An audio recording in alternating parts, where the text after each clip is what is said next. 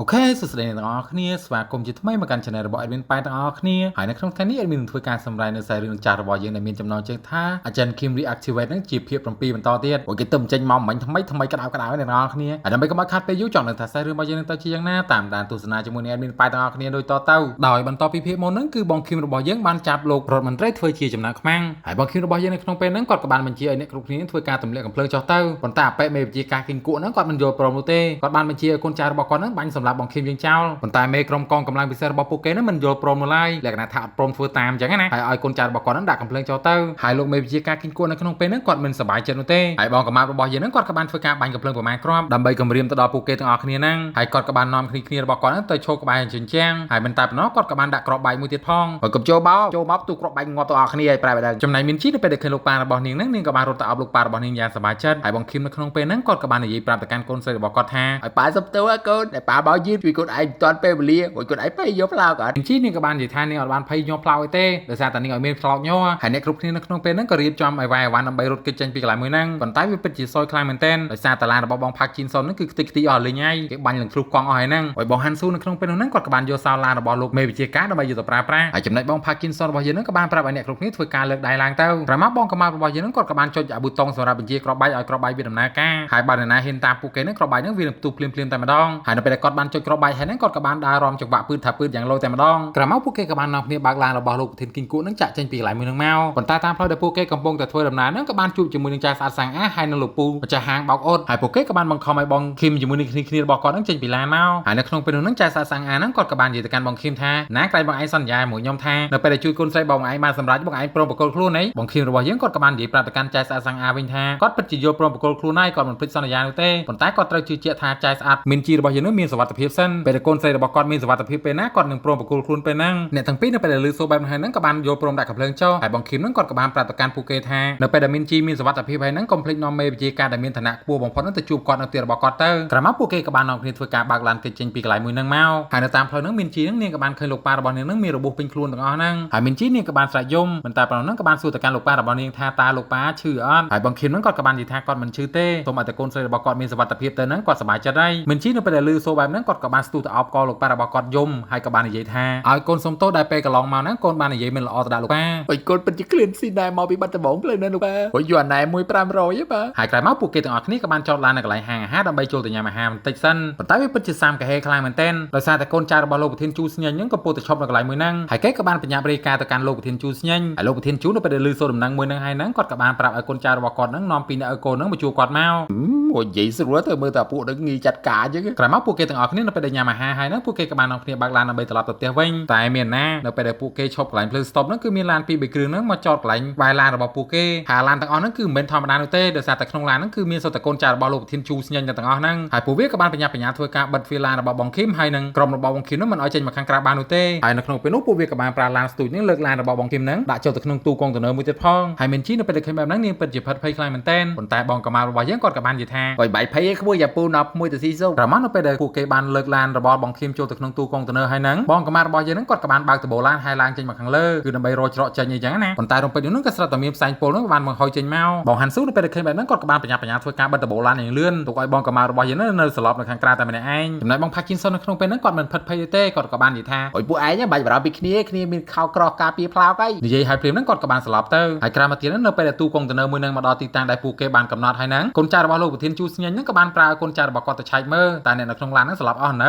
ៅក្រោយមកនៅពេលដែលកូនចៅរបស់គេបានទៅឆែកមើលហ្នឹងក៏បានឃើញថាអ្នកនៅក្នុងឡានហ្នឹងគឺស្លាប់អស់ហើយប៉ុន្តែមានណាគ្រាន់តែពួកគេបានបើកអាទ្វារកុងតឺន័រហ្នឹងមកភ្លាមហ្នឹងបងហាន់ស៊ូគាត់ក៏បានបើកឡានទម្លាក់ពីលើកុងតឺន័រមកតែម្ដងមិនតែប៉ុណ្ណោះក៏បានបើកទ្វារឡានចូលមកខាងក្រៅទៀតផងហើយបងហាន់ស៊ូនៅក្នុងពេលហ្នឹងគាត់ក៏បាននិយាយស្រែកជំទាវទៅកាន់ពួកអស់ហ្នឹងថាអុយបាច់ពួកអាថោអត់កាយធ្វើមិនបាច់ផ្សៃសឡប់អស់ហ្នឹងអាចខប់អត់ទៅហើបចិត្តងាប់អាបកាច់និយាយហើយហ្នឹងគាត់ក៏បានចូលទៅវាយពួកអស់ហ្នឹងតែម្ដងហើយកូនចៅរបស់លោកប្រធានជូនៅក្នុងពេលហ្នឹងគាត់ក៏បានរមើលមានជីនៅក្នុងឡានក៏ប៉ុន្តែរកយ៉ាងណាក៏រកមិនឃើញនោះដែរគាត់ក៏បានឡើងទៅមើលនៅក្នុងទូកុងតឺន័រប៉ុន្តែមានណាបងកម្មារបស់យើងនៅក្នុងពេលនោះហ្នឹងគាត់ក៏បានដឹងខ្លួនត្រឡប់មកវិញហើយកូនចៅរបស់លោកប្រធានជូនៅក្នុងពេលនោះក៏បានវាយទៅលើបងកម្មារបស់យើងតែម្ដងហើយបងកម្មារបស់យើងនៅក្នុងពេលនោះហ្នឹងក៏បានខ្ទាតទៅគិនអញ្ចឹងហើយក៏បានអង្គុយញញឹមនិយាយថាទឹកដៃឲ្យដូចអាចប៉ុន្តែធ្វើសតដៃស្ដាប់លោកប្រធានជូចំណែកកូនចៅរបស់លោកប្រធានជូស្ញញនៅក្នុងពេលនោះហ្នឹងគាត់ពិតជាឆ្ងល់ខ្លាំងមែនទែនដោយសារតែមិញហ្នឹងគាត់ប្រើកម្លាំងអស់ពីចិត្តណាក៏ប៉ុន្តែវាយបងសង្ហារបស់យើងនោះដូចជាមិនឈឺសោះឡើយព្រោះស្អែកឈឺឯងហៅបណ្ដាលជាមួយលោកគ្រូអេវថស្មោះនាងហើយពេលនេះនៅក្នុងពេលហ្នឹងគាត់បានបញ្ជាកូនចៅរបស់គាត់នោះឲ្យបើកឡានចេញទៅហើយបងកម្មារបស់យើងនៅក្នុងពេលនោះហ្នឹងក៏បានតបបែកនឹងប្រមាណដៃប្រមាណជើង ហូចមិនវ័យធម្មតាវ័យលងទូសាច់ណាហើយចំណែកបងឃឹមដែលកំពុងតែវ័យគ្នានៅខាងក្រៅហ្នឹងនៅក្នុងពេលនោះគាត់ក៏បានឃើញឡានហ្នឹងវាបើកចេញទៅខាងមុខគាត់ក៏បានបញ្ញារត់ដេញតាមឡានយ៉ាងលឿនហើយមិនតែប៉ុណ្ណោះហ្នឹងគាត់ក៏បានហោះតាមឡានដូចជាស៊ុនវូខុងអញ្ចឹងនៅក្នុងពេលនោះហ្នឹងគាត់ក៏បានដើរលើតបូឡានតែម្ដងហូចមើលទៅហ្នឹងជារៀងសង្ហាដូច admin ប៉ែនអញ្ចឹងហើយក្រោយមកគាត់ក៏បានទៅចាត់ការតកងឡានចោលហើយចំណែកកូនចៅលោកប្រធានជូនៅក្នុងពេលនេះហ្នឹងក៏ត្រូវបានបងផាក់ជីនសុនរបស់យើងហ្នឹងតងចិត្តងាប់ហើយនៅក្នុងពេលនោះគាត់ក៏បានសុំបងផាក់ជីនសុនហ្នឹងឈប់ឲ្យវាយគាត់ទៅបងផាក់ជីនសុនរបស់យើងហ្នឹងគាត់ក៏បាននិយាយថាអូខេអញ្ចឹងបងឈប់វាយហើយប៉ុន្តែបងសុំតបើជើងជាលើកចុងក្រោយនិយាយឲ្យបងកម្មារបស់យើងគាត់ក៏បានធ្វើការឧបត្ថម្ភមកជើងចុងក្រោយពិតមែនធ្វើឲ្យកូនចៅរបស់លោកប្រធានជូនៅក្នុងពេលនោះហ្នឹងខ្ទាតចេញពីឡានមើលទៅហ្នឹងដូចជាវេទនាខ្លាំងណាស់ហើយនៅពេលដែលកំពុងតែខ្ទាតហោះចេញមកយ៉ាងវេទនាហ្នឹងគាត់ក៏បានគិតតែម្នាក់ឯងថាបើចាំពួកអាចោគូអូនមិនក៏ខ្លាំងបើបែវអញវាយវាមិនដឹងឯងគ្មានឈឺសូម្បីតែបន្តិចបើចុងក្រោយបើវេទនាអញវិញអីណាដែរចំណែកបងឃីមរបស់យើងនៅក្នុងពេលនោះហ្នឹងគាត់ក៏បានបើកឡានកុងតឺន័រមួយហ្នឹងត្រឡប់មកវិញហើយក៏បានឃើញបងហាន់ស៊ូរបស់យើងហ្នឹងកំពុងតែវាយជាមួយនឹងពួកអស់ហ្នឹងហើយគ្រាន់តែបងឃីមបើកឡានមកដល់ព្រាមហ្នឹងបងហាន់ស៊ូហ្នឹងចាត់ការទៅលើពួកអស់ហ្នឹងបានសម្រេចតែម្ដងក្រោយមកពួកគេក៏បានយកពួកអស់ហ្នឹងទៅដាក់នៅក្នុងក្លុកដែលពួកគេកំពុងតែកាយជីកសម្រាប់កប់ទូកុងតឺន័រមួយហ្នឹងហើយបងឃីមនៅក្នុងពេលនោះហ្នឹងគាត់បានឃើញថានៅលើទ្រូងរបស់កូនចៅលោកប្រធានជូហ្នឹងគឺមានត្រាមួយពណ៌មាសហើយមកនិយាយអំពីលោកប្រធានជូស្នេហ៍របស់យើងនេះវិញនៅក្នុងពេលនេះហ្នឹងគឺមានកូនចៅរបស់គាត់ពីរនាក់ហ្នឹងបានចូលមករាយការណ៍ថាដៃស្ដាំរបស់លោកប្រធានជូហ្នឹងត្រូវបានពួកបងសង្ហាទាំង3នាក់របស់យើងហ្នឹងចាត់ការរៀបរយហើយលោកប្រធានជូគ្រាន់តែលឺបែបហ្នឹងព្រាមហ្នឹងគាត់ក៏ភ្ញាក់ផ្អើលខ្លាំងមែនទែនដោយគាត់បាននិយាយថាអីអីមិនចឹងកូនចៅអាចខ្លាំងប៉ុណ្ណឹងអាពួកហ្នឹងខ្លាំងមែនហើយចំណែកក្រុមបងឃីមរបស់យើងនេះវិញក្នុងពេលនេះពួកគេបានបើកឡានមកដល់ផ្ទះរបស់លោកប្រធានជូហើយគ្រាន់តែមកដល់ហ្នឹងបងឃីមគាត់ក៏បានប្រាប់ទៅកាន់គ្នារបស់គាត់ថាពួកឯងនៅចាំគ្នានឹងមកផ្លេតហើយនេះចូលទៅជួបម្ចាស់ផ្ទះគេផ្លេតសិនក្រោយមកបងឃីមគាត់ក៏បានដើរទៅចាត់ការកូនចៅលោកប្រធានជូចោលអស់លេងតែម្ដងហើយគាត់ក៏បានចូលទៅក្នុងផ្ទះរបស់លោកប្រធានជូហើយនៅពេលដែលគាត់បានចូលមកដល់ក្នុងបន្ទប់ហ្នឹងលោកប្រធានជូស្ញាញ់ហ្នឹងគាត់ក៏បានសរសើរទៅកាន់បងឃីមរបស់យើងខ្លាំងមែនទែនថាបងឃីមរបស់យើងហ្នឹងមានធ្វើដៃល្អអញ្ចឹងណាប៉ុន្តែបងឃីមរបស់យើងហ្នឹងគាត់ក៏បានសួរទៅកាន់លោកប្រធានជូស្ញាញ់ថាឯងធ្វើបែបហ្នឹងមិនខ្វះកូនស្រីខ្លះតិចទេប៉ុន្តែលោកប្រធានជូស្ញាញ់ហ្នឹងគាត់ក៏បាននិយាយទាំងញញឹមថារឿងដែលគាត់ធ្វើទាំងអស់នេះគឺក្នុងនាមជាឪពុកម្នាក់តែប៉ុណ្ណោះគឺដូចតែឯងដែរហ្នឹងព្រមធ្វើគ្រប់បែបយ៉ាងគឺដើម្បីតែកូនស្រីរបស់ឯងដូចគ្នាក្រោយមកលោកប្រធានជូស្ញាញ់ហ្នឹងគាត់ក៏បានបបួលបងឃីមហ្នឹងឲ្យមកធ្វើការឲ្យគាត់ហើយគាត់ឲ្យប្រាក់ខែហ្នឹងមួយខែ1លានវ៉ុនហើយមិនតែប៉ុណ្ណោះគាត់ក៏បាននិយាយមើងងាយទៅកាន់បងឃីមរបស់យើងទៀតថាអុយក្រលហាមគ្មានរៀលដូចឯងនេះតែចិញ្ចឹមកូនស្រីមិនរស់ហើយកុំគិតថាខ្លួនឯងហ្នឹងគឺជាអ្នកខ្លាំងឯសោះខ្ញុំទេតែមិនបន្តិចឯងនឹងលេខបានជួបកូនស្រីរបស់ឯងជារៀងរហូតប៉ុន្តែបងឃីមរបស់យើងនៅក្នុងពេលនោះហ្នឹងគាត់មិនខ្វល់ទេដោយគាត់និយាយថាតាមផ្លូវដែលគាត់ធ្វើដំណើរមកកន្លែងមួយនេះគឺគាត់បានគិតមករហូតថាគួរតែចាត់ការជាមួយនឹងរឿងទាំងអស់ហ្នឹងបែបណាតែឥឡូវនេះអញគិតចេះហើយនិយាយហើយហ្នឹងបងឃីមរបស់យើងគាត់ក៏បានតតផ្លោកលោកប្រធានជូមួយជើងផាយហើយលោកប្រធានជូនៅក្នុងពេលហ្នឹងគឺពិតជាឈឺផ្លោកខ្លាំងមែនទែនហើយគាត់ក៏បាននិយាយថាអើយឯងបកាច់ឯងខ្វះកន្លែងតតបីបានបន្តផ្លោកអើយឯងចុកផ្លោកពេលនោះលោកប្រធានជូស្ញាញ់ហ្នឹងគាត់ក៏បានវាយបងឃីមរបស់យើងម្ដាយកដាមុខផាំងប៉ុន្តែមើលទៅបងឃីមរបស់យើងដូចជាគ្មានឈឺសូម្បីតែបន្តិចហើយបងឃីមរបស់យើងគាត់ក៏បានធ្វើការវាយលោកប្រធានជូម្ដាយហើយម្ដាយទៀតហើយម្ដាយរបស់បងឃីមហ្នឹងគឺមិនស្រាលនោះទេព្រោះឲ្យលោកប្រធានជូស្ញាញ់ហ្នឹងប៉ើងដូចជាសម្លេងអញ្ចឹងហើយលោកប្រធានជូនៅក្នុងពេលហ្នឹងគាត់ក៏បានបញ្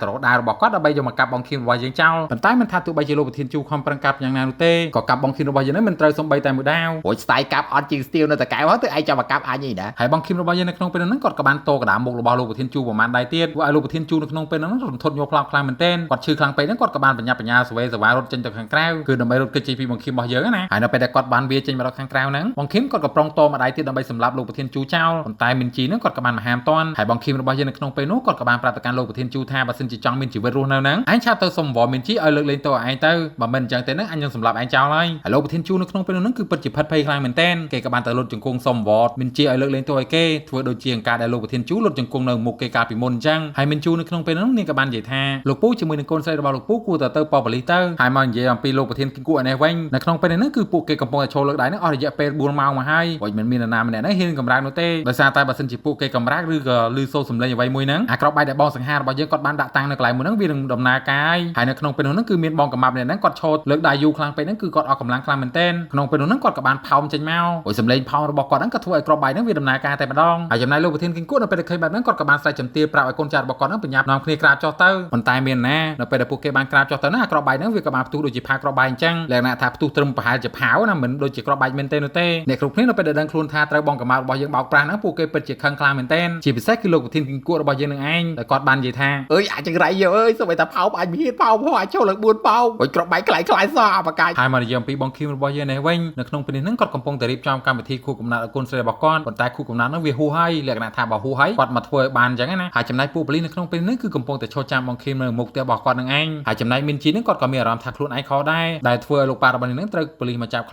ួននាងក៏បានប្រាប់ឲ្យបងឃីមហ្នឹងរត់គេចចេញពីកន្លែងមួយហ្នឹងទៅឆ្ងាយទៅប៉ុន្តែបងឃីមគាត់ក៏បាននិយាយប្រាប់ពីរឿងប្រពន្ធរបស់គាត់និងពាក្យសន្យាដែលគាត់បានសន្យាជាមួយនឹងប្រពន្ធរបស់គាត់ហ្នឹងឲ្យមីនជីស្ដាប់មិនតែប៉ុណ្ណោះគាត់ក៏បានយកកាដូដែលគាត់បានត្រៀមទុកហ្នឹងយកមកឲ្យមីនជីទៀតផងអ្នកទាំងពីរនៅក្នុងពេលហ្នឹងក៏បានញ៉ាំបាយជាលើកចុងក្រោយជាមួយគ្នាហើយដល់ពេលដែលពួកគេបានញ៉ាំបាយហើយហ្នឹងបងឃីមគាត់ក៏បានលាកូនស្រីរបស់គាត់ដើម្បីចូលទៅក្នុងប៉ប៉ូលីសហើយចំណែកមីនជីគាត់ក៏បាននិយាយប្រាប់ប្រកាន់បងឃីមរបស់យើងថាខ្ញុំនឹងរ រងចាំលោកប៉ាត្រឡប់មកវិញមិនថាទោះបីជាចាំយូរប៉ុណ្ណានោះទេក្រមាបងខៀវរបស់យើងគាត់ក៏បានដើរមកឲ្យប៉ូលីសចាំខ្លួនមិនតែប៉ុណ្ណោះគាត់ក៏បានអរគុណចែកស្អាតសាំងអាជាមួយនឹងលោកពូម្ចាស់ហាងបោកអូតទៀតផងដែលបានយកព្រមឲ្យគាត់នឹងជួយកូនស្រីរបស់គាត់ឲ្យមានសុវត្ថិភាពអាចចំណែកមិត្តភ័ក្តិរបស់បងខៀវយើងនឹងក៏ត្រូវបានគេចាប់ខ្លួនទៅដូចគ្នាបងកម្មារបស់យើងនៅក្នុងពេលនោះនឹងគាត់ក៏បានឲ្យអាការធនាគារនឹងទៅឲ្យលោកពូគីងគក់វិញហើយតាមពិតទៅនោះលោកពូម្នាក់នឹងគាត់មានឈ្មោះថាខាងគោកក៏ប៉ុន្តែអេដមីនហៅគាត់ថាគីងគក់អញ្ចឹងណាដោយសារស្រួលហៅហើយមកតមកទៀតនៅពេលដែលពួកគេបានចាក់ចេញទៅនឹងមានជីរបស់យើងគឺនៅតែម្នាក់ឯងនោះទេមើលទៅនឹងគឺពិតជាគួរអាណិតខ្លាំងមែនទែនក្នុងពេលនោះគាត់ក៏បានយកกระดาษមួយស្លឹកដែលលោកប៉ារបស់គាត់បានសរសេរនៅក្នុងថ្ងៃខួបកំណើតរបស់គាត់ហ្នឹងយកមកអានដោយបងឃីមនឹងគាត់បានសរសេរនៅក្នុងกระดาษមួយហ្នឹងថាអាវមួយហ្នឹងគឺមានតម្លៃថ្លៃខ្លាំងណាស់ព្រោះកូនឯងប្រើវាស្រួលបួលកូនកុំឲ្យប្រឡាក់យ៉ាតិចខ្ទីខានប្រើ